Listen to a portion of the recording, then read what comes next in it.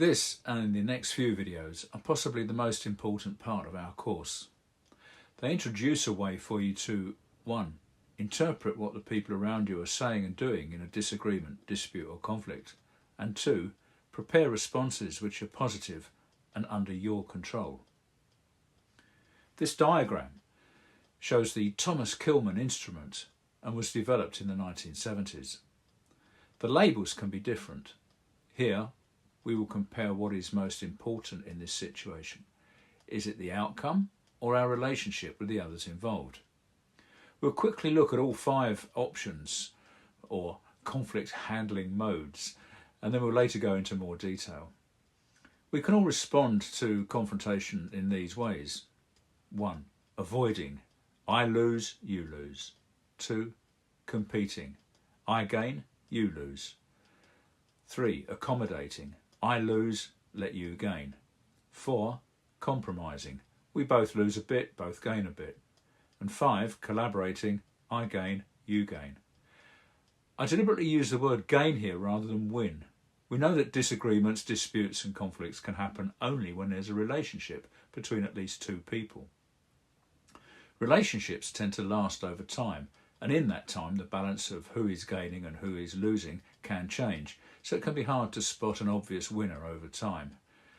A possible exception is someone who routinely challenges, who likes to see all their gains as wins. But in real life, others tend to withdraw from someone who does this. They take so much and give so little back.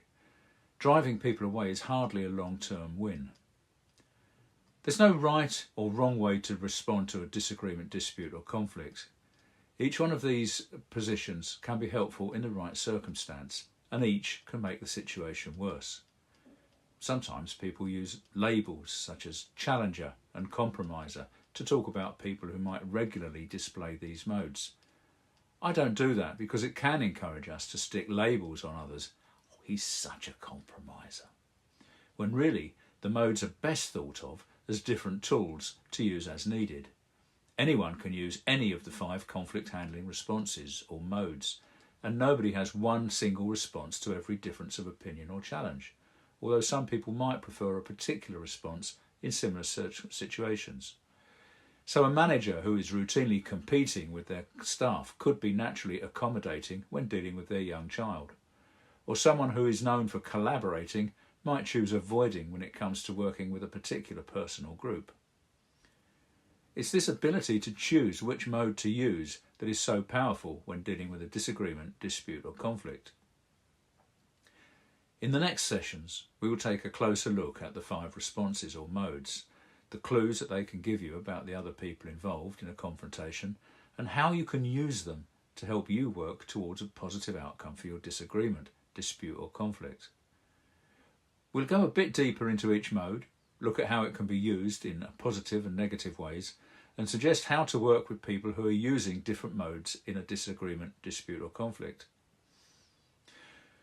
Before we move on, it's worth saying that there sometimes are people whose responses will make it difficult to work with them to find a positive outcome for your problem.